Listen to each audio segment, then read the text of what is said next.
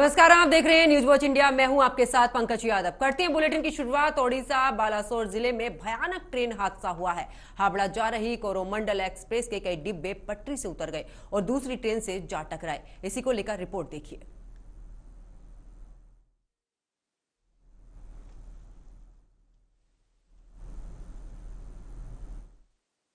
साल का सबसे बड़ा हादसे के समय आउटर लाइन पर मालगाड़ी खड़ी थी। हावड़ा से आ रही कोरोमंडल एक्सप्रेस से डिरेल हुई, जिसकी वजह से एक्सप्रेस का इंजन टकराया है। यह हादसा बालासोर स्टेशन के पास हुआ है। साल का सबसे बड़ा हादसे के समय आउटर लाइन पर मालगाड़ी खड़ी थी। हावड़ा से आ रही कोरोमंडल एक्सप्रेस डिरेल हुई है और उसके बाद आपको बता दें कि ये एक बड़ा हादसा हुआ है, जिसकी वजह से एक्सप्रेस का इंजन मालगाड़ी पर चढ़ गया। इस दौरान करीब 12 बोगी ऐसी थी जो इधर उधर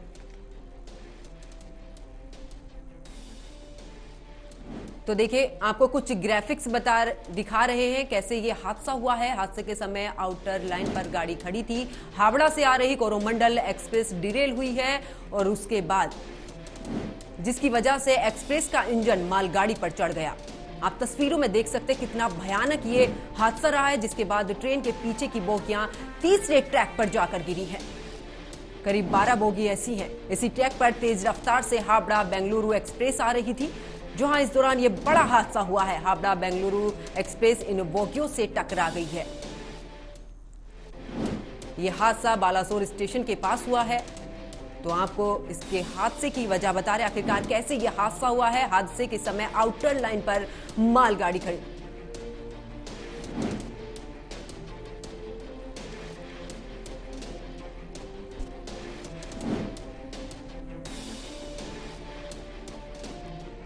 तो देखिए, जिसकी वजह से एक्सप्रेस का इंजन जो है वो बोगी पर चढ़ा है। जिसके बाद देखिए, अब तक के बड़े हादसे हम आपको बता रहे हैं। अगस्त 2017 कलिंग उत्पल एक्सप्रेस हादसा हुआ था। जनवरी 2017 में हीराखंड एक्सप्रेस हादसा, जिसमें 39 लोगों की मौत हुई थी। यानी कि अब तक के 2017 से और 23 तक के ये हादसे हम आपको बता रहे हैं। 2016 में कानपुर के पास हादसा हुआ, जहां पर 150 लोगों की मौत हुई थी। जनता एक्सप्रेस पटरी से उतरी थी, 34 लोगों की मौत हुई थी। मार्च का ये मामला था। मई 2014 दिवा सावंतवादी जो एक्सप्रेस थी पैसेंजर, वो इस दौरान बेपटरी हुई थी। और इसी के साथ आपको दिसंबर की घटना बता रहे हैं। उसके बाद 2010 की बंग एक्सप्रेस वनांचल एक्सप्रेस की टक्कर, 62 की मौत, 150 से ज्यादा घायल। पुरुषोत्तम एक्सप्रेस कालिंदी एक्सप्रेस से टक्कर, जहां पर 250 की मौत और 250 घायल हुए हैं। 1981 की बात आपको बता रहे, जहां पर तूफान के कारण ट्रेन नदी में गिरी, 800 की मौत हुई थी और करीब 1000 के आसपास लोग घायल हुए थे।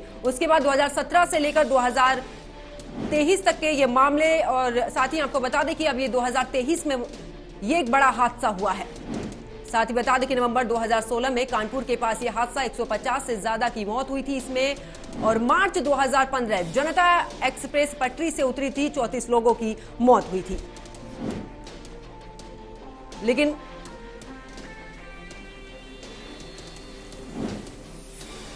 तो देखिए, ये तस्वीरें हम आपको दिखा रहे हैं हादसे की, और उसके साथ में ग्राफिक्स के जरिए हम ये भी बता रहे हैं कि 2017 के आसपास में कितने हादसे हुए। उसी के साथ 1981 से लेकर 2023 तक अब तक कितने रेलवे हादसे हुए हैं, जिसकी वजह से न जाने कितने लोगों की मौत हो चुकी है। तूफान के कारण 1981 में यह बड़ा हादसा हुआ था, जहां पर 800 लोगों की मौत हुई थी और करीब 1000 के बराबर करीब के जो लोग थे वो इस दौरान घायल हुए थे। और उसके बाद ये सबसे बड़ा हादसा हुआ है 2023 का, जहां पर करीब 250 लोगों से ज्यादा लोगों की मौत हो चुकी है। बीते दिन ये हादसा हुआ था, जिसमें करीब 600 से ज्यादा लोग अभी तक घायल बताए जा रहे हैं। साथ ही आपको एक जानकारी और दे दें कि जिस तरीके से वहां पर रेस्क्यू किया जा रहा था वो अब तक पूरा हो चुका है।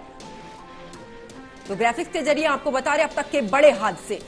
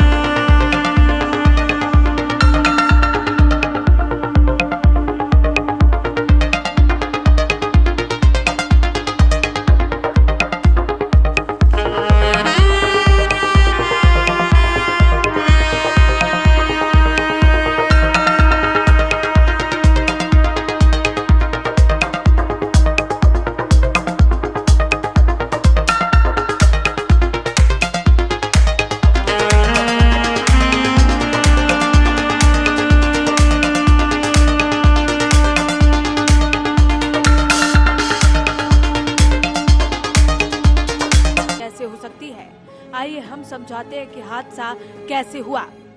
यह हादसा बालासोर स्टेशन के पास हुआ। हादसे के समय आउटर लाइन पर मालगाड़ी खड़ी थी। हावड़ा से आ रही कोरोमंडल एक्सप्रेस डिरेल हुई, जिसकी वजह से एक्सप्रेस का इंजन मालगाड़ी पर चढ़ गया, जिसके बाद ट्रेन के पीछे की बोगियां तीसरे ट्रैक पर जा गिरी। इसी ट्रैक पर तेज रफ्तार से हावड़ा बेंगलुरु एक्सप्रेस आ रही थी। हावड़ा बेंगलुरु एक्सप्रेस इन बोगियों से टकरा गई। यह हादसा इतना भयंकर था कि 300 से ज्यादा लोगों की मौत हो गई, जबकि बड़ी संख्या में लोग घायल हो गए।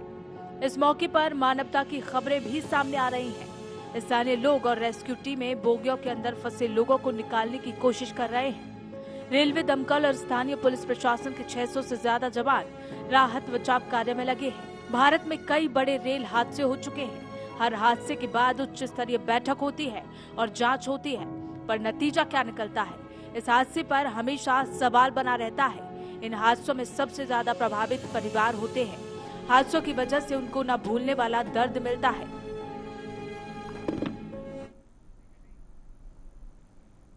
तो बेहद ही दर्दनाक ये हादसा रहा है, दिल दहला देने वाली ये घटना रही है, जहां पर करीब 250 से ज्यादा लोगों ने अपनी जान गंवा दी। इसी पर चर्चा करेंगे। मेरे साथ में कुछ मेहमान जुड़े हैं, उनका परिचय मैं आपसे करा देती हूं। ऑल इंडिया रेलवे फेडरेशन के जनरल सेक्रेटरी शिव गोपाल मिश्रा मेरे साथ में हैं और रेलवे एक्सपर्ट अनिल तिवारी मेरे साथ में मौजूद हैं। आप दोनों मेहमानों का स्वागत है न्यूज वॉच इंडिया पर। चर्चा की शुरुआत करती हूं अनिल तिवारी जी आप ही से। किस तरीके से लापरवाही देखी जाए, लापरवाही की वजह से इतना बड़ा हादसा, या फिर इसमें कोई तकनीकी खराबी की वजह से, क्या कहेंगे इस पर? देखिए, विषय लापरवाही और तकनीकी खराबी का नहीं, विषय यह है कि इस तरह के हादसे कब तक होते रहेंगे। कारण कोई तो जा रही है, उसमें निर्दोष लोगों की जान। जो व्यक्ति अपने घर से निकलता है वो एक रेलवे में अगर सफर कर रहा है तो अपनी सुरक्षा की गारंटी चाहता है। आप जांच रिपोर्ट की बात करते हैं, हर हादसे के बाद एक जांच रिपोर्ट होती है। उन जांच रिपोर्टों का होता क्या है? सुरक्षा को लेके रेलवे पर तमाम कमेटियां बन चुकी है। अनिल काकोडकर समिति से लेके उन कमेटियों का कितना इम्प्लीमेंटेशन हुआ है, ये विषय है। विषय ये है कि आपका रेलवे का एग्जिस्टिंग इंफ्रास्ट्रक्चर जो है वो कब अपडेट होगा, कब उस पर जो ये मौत की गाड़ियां चल रही हैं ये चलना बंद होगी। दो गाड़ियों का आपस में टकरा जाना एक सामान्य बात मानी जा सकती है। जब तीसरी गाड़ी उसमें टकराती है तब तक ये बहुत बड़ी एक लापरवाही है। बिल्कुल। इसके ऊपर कब ध्यान दिया जाएगा? आप रेलवे का अपग्रेडेशन करिए, रेलवे में नई नई गाड़ियां लाइए, हाई स्पीड लाइए, सुपर हाई स्पीड लाइए, सब लाइए, और जो चल रही है सामान्य लोगों की गाड़ी उसकी सुरक्षा की गारंटी तो दीजिए। ये जरूरी नहीं है। मैं अभी थोड़ी देर पहले एक चैनल पे बात हो रही थी, एविएशन सेक्टर में अगर कोई घटना होती है, किसी प्लेन का एयर क्रैश होता है, उसके बाद जब वो रिपोर्ट बनती है तो उस रिपोर्ट की बारीकियों पर गौर किया जाता है और एयरक्राफ्ट बनाने वाले से लेकर और उसको ऑपरेट करने वाले तक को उसको ऑपरेट किया जाता है। बिल्कुल, तभी वो सुरक्षित होता है। यानी कि अनिल तिवारी जी, देखा जाए 1981 में सबसे बड़ा हादसा हुआ था बिहार में, जिसमें 800 से ज्यादा लोगों की मौत हो चुकी थी। उसके बाद ये सबसे बड़ा हादसा है। तो क्या एक के बाद एक हर साल हादसे सामने आते हैं, तो क्या इस पर गंभीरता से संज्ञान नहीं लिया जा रहा है? यही वजह है कि एक के बाद एक नए हादसे होते हैं हर साल। हम लोग आज भी नहीं चेते और हमने आज भी इस चीज को अपग्रेड नहीं किया हमारे सिस्टम को, तो भविष्य में आप इससे भी बड़े हादसे देखेंगे। हमारा जो सिस्टम है, उसकी रेल है, जो कम्युनिकेशन सिस्टम है, सब कुछ आउटडेटेड हो चुका है। उस पे कब इंफ्रास्ट्रक्चर पे आपका इन्वेस्टमेंट होगा? बुलेट ट्रेन आए इस देश में बहुत जरूरी है, बिल्कुल, और उससे जरूरी है जो आम लोगों की ट्रेन है उसकी सुरक्षा। सैमी, अगर ये आप सोच लीजिए कि आप ये तो एलएचबी कोचेस थे इसलिए हादसे की डेंसिटी कम हो गई। अगर ये दूसरे कोचेस होते, आज अगर आपकी वंदे भारत ट्रेन होती जो हर दिन टूटती फूटती है, जो इतनी सोफिस्टिकेटेड ट्रेन है, तो क्या होता? आप ये सोचिए। बड़ा सवाल है अनिल तिवारी जी ये, क्योंकि आप इतना ज्यादा टेक्निकल को लेकर बोलते हैं, ये बोलते हैं कि हमारे पास वंदे एक्सप्रेस जो है वो चल रही है, बुलेट ट्रेन हमारे पास में आएगी, लेकिन क्या लगता है जो पटरियां हैं वो सेफ हैं उन ट्रेनों को चलाने के लिए? क्या वो सुरक्षित हैं? क्या उनकी मरम्मत अच्छे तरीके से कराई जा सकती है या अभी तक कराई जा चुकी है? बिल्कुल, देखिए कई रिपोर्ट्स बीच में आ चुकी है कि हमारी जो पटरियां हैं वो अभी आज के समय में चलाने के लिए बहुत सारी चीजें, बहुत कई जगहों पर अपग्रेड हुआ है, ऐसा नहीं है, बट फिर भी बहुत बड़ा सेक्शन है जिसका अपग्रेडेशन अब तक नहीं हुआ है। आप डेडिकेटेड फ्रेट कॉरिडोर बना रहे हैं, क्या उस सुरक्षा, वहां पर जो सुरक्षा का ध्यान रखा जा रहा है, जहां पर गुड्स ट्रेवल होने वाला है, क्या उतनी सुरक्षा का ध्यान पैसेंजर ट्रेवल जहां पर हो रहा है वहां पर है? इस विषय पर रेलवे को गंभीरता से विचार करना होगा। बिल्कुल। शिव गोपाल मिश्रा जी भी मेरे साथ में जुड़े हुए हैं, उनका भी रुख करते हैं। शिव गोपाल मिश्रा जी, क्या कहेंगे इस पर? आखिरकार कब तक ये हादसे होते रहेंगे? बड़ा सवाल खड़ा होता है रेलवे पर, एक के बाद एक नए हादसे होते हैं, हर साल हम ऐसे हादसे देखते हैं। क्या तकनीकी प्रॉब्लम है या फिर लापरवाही है? देखिए, लापरवाही तो नहीं है इस सवाल को, खासतौर पर इस दुर्घटना में अभी तक जो तथ्य सामने आए हैं, बाकी तो जब पूरी इंक्वायरी हो जाएगी तभी पता चलेगा कि इसमें क्या त्रुटियां रही हैं। लेकिन अभी प्राइमा फेसाई जो लोग साइट पर हम लोगों ने भी सबसे बातचीत की है, तो उसके आधार पर ये नहीं लग रहा है कि इसमें कोई मानवीय भूल है या इसमें कोई लापरवाही की बात है। लेकिन एक बात जरूर है कि इसमें कोई ना कोई तकनीकी प्रॉब्लम जरूर आई है। गाड़ी लूप लाइन पर है और दूसरी लाइन का सिग्नल है, और फिर पॉइंट जो है वो चेंज हो जाए और गाड़ी जो है वो मेन लाइन में जाने के बजाय जो है वो लूप लाइन में चली जाए, तो ये इसको संयोग नहीं कहा जा सकता, इसको जो है वो तकनीकी फेल्योरी कहा जाएगा। और मैं समझता हूँ कि इसकी पूरी जांच होगी। जहाँ तक सवाल है गाड़ियों की स्पीड बढ़ाने का, तो गाड़ियों की स्पीड बढ़ाई जाए, हम लोग इसके खिलाफ नहीं है, लेकिन उससे ज्यादा जरूरी है कि जो सुरक्षा के संसाधन है उनको ठीक करने का सवाल है। हम बहुत जमाने से ये बात कहते आ रहे हैं कि जो एंटी कोलिजन डिवाइस है, जिसको कवच भी कह रहे हैं, उसको लाया जाए ताकि अगर कहीं पर भी कोई गाड़ी खड़ी हुई है या कहीं पर कोई गाड़ी डिरेल हो गई है तो दूसरी गाड़ी ऑटोमेटिकली रुक जाए। इस दिशा में रेल मंत्रालय ने काफी रिसर्च किया है, बाहर से भी टेक्नोलॉजियां हैं, उनको ले जाने का काम किया है। अभी पिछली पीएनएम में भी हमारे इस सवाल को उठाया गया था, हमको कहा गया था कि हम बेस्ड मैनर में इसको कोशिश कर रहे हैं कि सारे मेन रूट पे कवच की जो सुविधा है प्रोवाइड कर दी जाए ताकि इस तरीके की दुर्घटनाएं नहीं हो। तो ऐसा नहीं है, रेलवे ने काफी जो है वो प्रयास किए हैं, विकास की दिशा में भी आगे बढ़ने का मामला हुआ है। जब भी कोई दुर्घटना होती है, साथियों में गुस्सा होता है, उनके परिवार के लोग जो है वो एक तरीके से शहीद होते हैं, तो हमारे भी कई जो है वो रेलवे के कर्मचारी इसमें शहीद हो गए हैं। एक तो स्पेयर में जा रहा था ड्राइवर, वही शहीद हो गया है। तो बात ये है कि हमें भी इस सारी बातों को लेकर के काफी दुख है। लेकिन वो ये कहा दिया जाए कि हम कोई रेलवे इस बारे में ध्यान नहीं दे रही है, ऐसा नहीं है। एक वर्तमान रेल मंत्री तो मैं दावे के साथ कर सकता हूँ कि पूरी कोशिश कर रहे हैं प्रोफेशनल तरीके से कि रेलों को किस तरीके से इम्प्रूव किया जाए।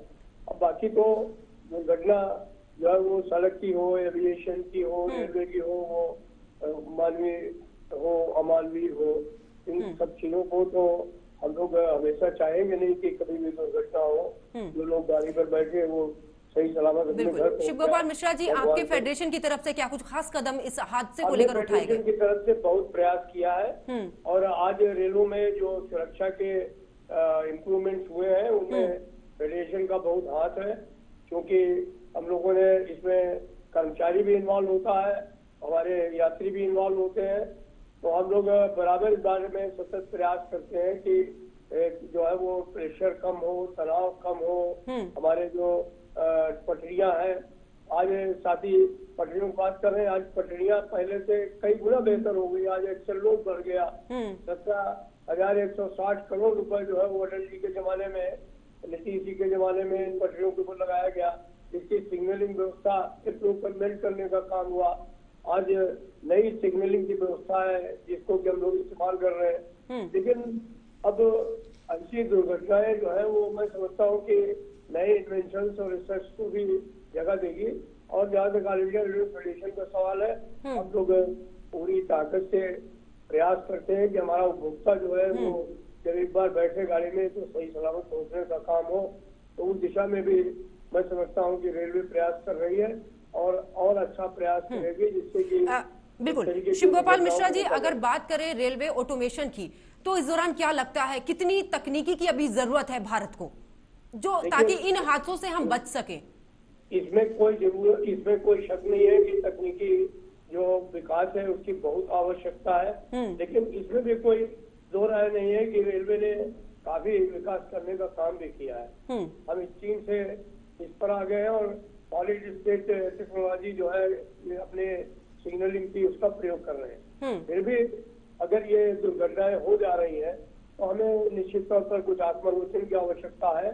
दुनिया में तमाम ऐसी टेक्नोलॉजी है कि उनको अब ये कहेंगे कि हमारे पास में, अगर कोई कहे कि पैसा नहीं है, तो मैं समझता हूँ कि 2.5 करोड़ लोग जो प्रतिदिन हमारे भारतीय रेलों पर चलते हैं, करीब 1200 गाड़ियों पर 700-800 मालगाड़ियां चलाते हैं, तो हमारे भारत सरकार को निश्चित तौर पर इंफ्रास्ट्रक्चर के मामले में और सुरक्षा के मामले में उन्होंने काफी कुछ ध्यान दिया भी है, लेकिन उसको और आगे बढ़ाने की आवश्यकता है, जिससे कि लोग जो है वो एक तरीके से जब भी भारतीय रेलों पर यात्रा करनी हो तो एकदम निश्चिंत भाव से यात्रा कर सके। मैं वापस लौटूंगी शिव गोपाल जी आपके साथ में, लेकिन हमारे साथ में जुड़े हैं रमेश चंद्रा नायक हैं, DIPRO भद्रा से। रमेश चंद्रा जी, बहुत बहुत स्वागत है आपका न्यूज वॉच इंडिया पर। रमेश जी, मेरी आवाज आपको मिल पा रही है? रमेश जी, जिस तरीके से ये हादसा हुआ है, किस तरीके से आप देखते हैं और अभी तक वहाँ के क्या हालात हैं?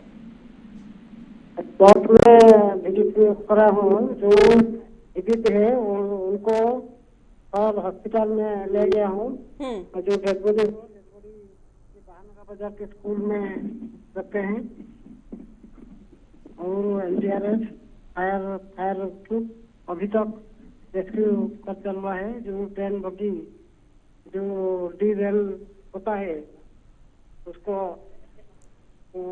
रेस्क्यू करना चल रहा है, और मीडिया भी पर्सन बिजनेसमैन लगे वो भी वहाँ स्पॉट पर रहे वेस्ट बंगाल में हुए, और चीफ मिनिस्टर नवीन पटनायक जी विजिट किया है प्लेस को, बालेश्वर डिस्ट्रिक्ट हॉस्पिटल को, और उड़ीसा का गवर्नर प्रोफेसर गणेशीलाल जी विजिटेड है भद्रक DHS को, डिस्ट्रिक्ट हॉस्पिटल को।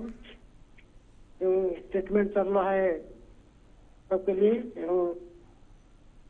में रेस्क्यू कंप्लीट हो रहा है।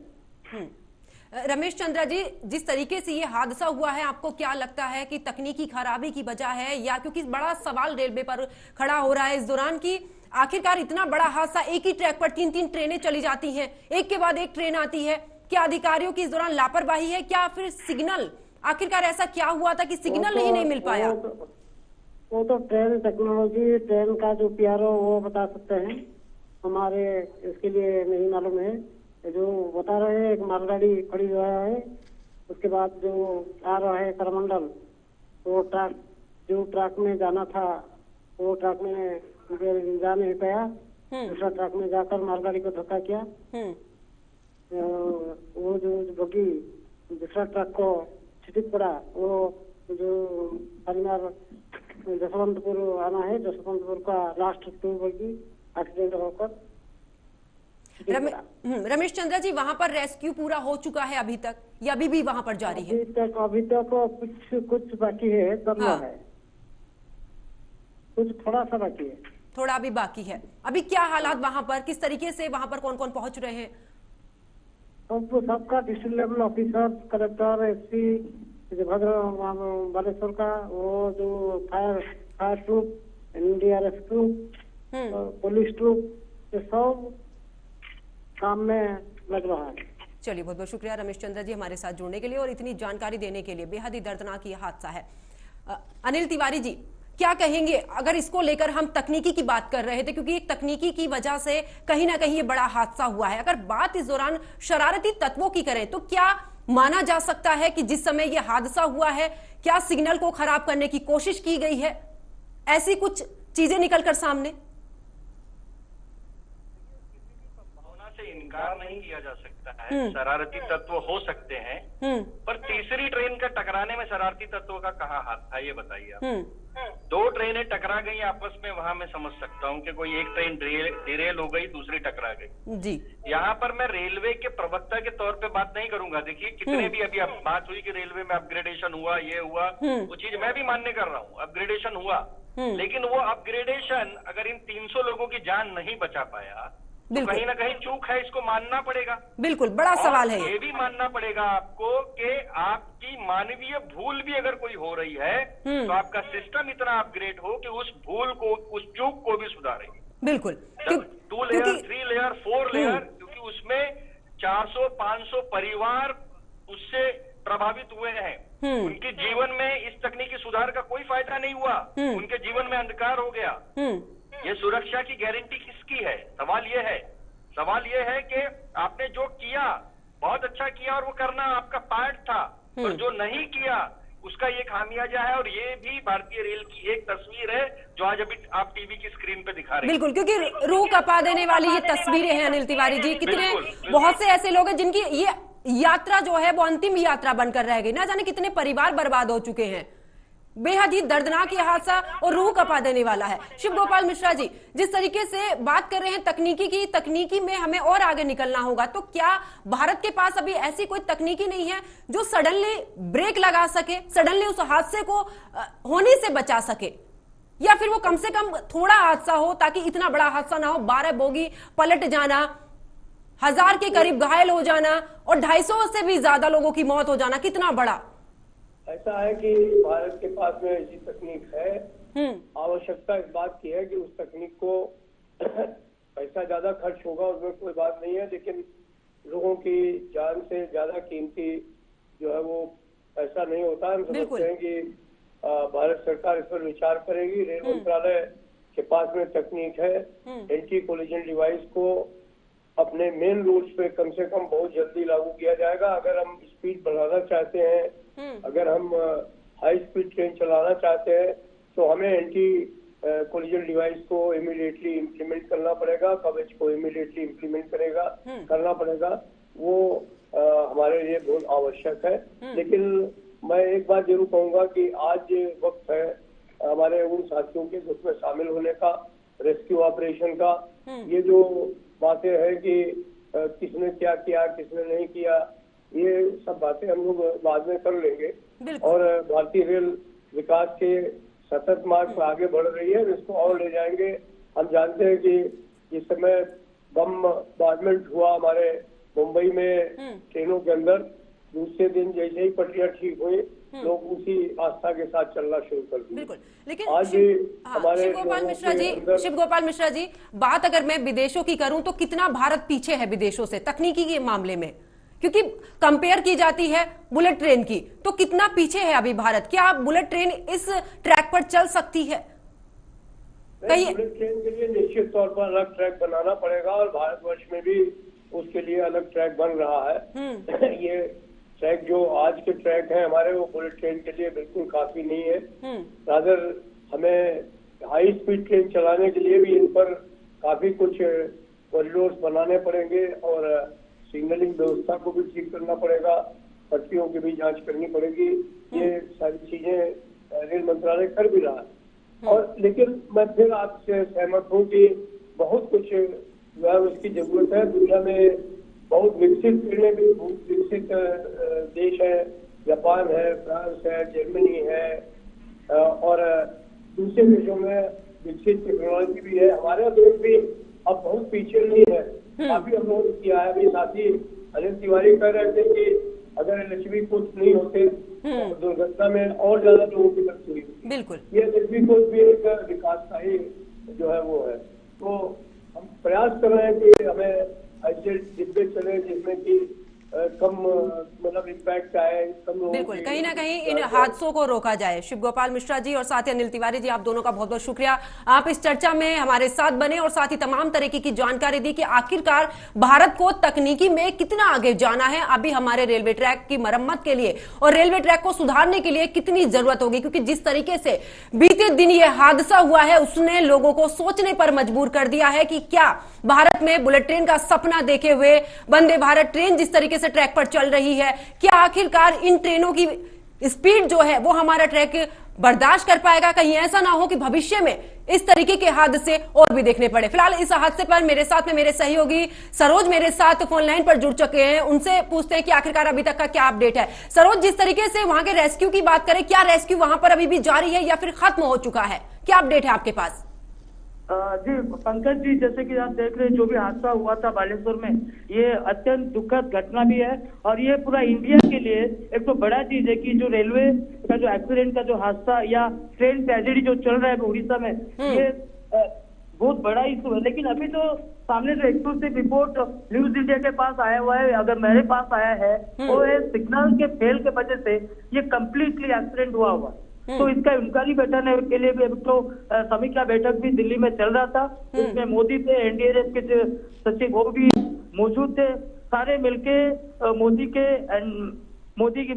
जी ने ही पूरा समीक्षा बैठक को अरेंज किया था। और उसके बाद जो अभी सामने आया हुआ है कि मोदी शाम को 4 से 5 बजे तक आके उड़ीसा में पहुंचेंगे, पहला विजिट करेंगे जहां पर ट्रेन एक्सीडेंट हुआ, वाहन का जो बोल रहे हैं बालेश्वर जिला का, वहां पर जाएंगे। उसके बाद कटक, उड़ीसा का कटक का जो सबसे बड़ा गवर्नमेंट मेडिकल है एसीबी मेडिकल, वहां पर पहुंचेंगे। वहां पर जो पेशेंट उधर भी हैं, जो एक्सीडेंट में जो घायल हुए हैं, उनका भी क्या हुआ है क्या नहीं, और ये देखने के लिए भी मोदी आएंगे। लेकिन सबसे बड़ा बात है, सरोज, अगर इस दौरान बात की जाए, अभी तक कितने लोगों की कुल मिलाकर मौत हो चुकी है या अभी तक कितने घायल हैं जिनका रेस्क्यू अभी भी जारी है? क्योंकि खबर ये भी सामने आ रही है कि अभी भी कुछ लोग जो रेलवे की बोगी हैं उसमें दबे हुए हैं। देखिए पंकज जी, जो अभी भी जो न्यूज सामने आ रहा है वो है 238 यानी कि 238 जन मरे हुए हैं, माने कि मृतक का ये डेड बॉडी मिला हुआ है। लेकिन बात न्यूज जो बोलते हैं, स्थानीय जो वहाँ का जो लोग हैं जो कि देखे हुए एक्सीडेंट, वो लोग बोल रहे हैं कि लगभग 500 से 800 या 800 से 1000 तक अभी भी मरे हुए लोग। लेकिन उनको कुछ कहां से खबर ये भी सूचना मिलती है कि कहीं ना कहीं जो चूक हुई है रेलवे के वजह से, ये लोग उसको छुपाने के लिए भी एक तो साजिश भी चल रहा है बैकग्राउंड में। पंकज जी, बिल्कुल, अगर बात की जाए क्या रेलवे की तरफ से कोई किसी अधिकारी का बयान सामने आया है? सरोज, किसी ने कुछ कहा आखिरकार इसके पीछे की वजह क्या रही और अब आगे इस पर क्या कुछ कार्रवाई की जाएगी, इसको लेकर कुछ? देखिए पंकज जी, अभी जो इन्फॉर्मेशन जो आया हुआ है, जो सुबह में जो अश्विनी वैष्णव जो है सेंट्रल रेलवे मिनिस्टर, वो एक सवाल उठा रहे हैं और ये भी बोल रहे हैं कि उसका तहकीकात माने कि करेंगे, इन्वेस्टिगेशन करेंगे, प्रॉपरली इन्वेस्टिगेशन करेंगे। अगर रेलवे मिनिस्टर अभी बोल रहे हैं कि इन्वेस्टिगेशन करेंगे, फिर आप देखिए जब उड़ीसा में वंदे भारत एक्सप्रेस लॉन्च हुआ उसका ठीक 2 दिन के बाद वो भी एक्सीडेंट हुआ था, यानी कि ड्यू टू जो बारिश के वजह से एक्सीडेंट हुआ था। ये उड़ीसा में रेलवे का प्रॉब्लम यही चल रहा है। अश्विनी वैष्णव, ये तो सियासी का पॉलिटिक्स का जो बम ब्लास्ट होने वाला था, ये उड़ीसा में हो चुका है। इसलिए देखिए तेलंगाना से भी मिनिस्टर्स आए हुए हैं। नीतीश सिंह जो है वो भी आके पहुंचेंगे, ममता बनर्जी भी थोड़ी देर के अंदर पहुंचेंगे यहाँ पर। फिर देखिए जो स्टेट के सरोज, राजनीति तो हर मुद्दे पर होती है, लेकिन जिन लोगों की जान जा चुकी है, जो परिवार बर्बाद हो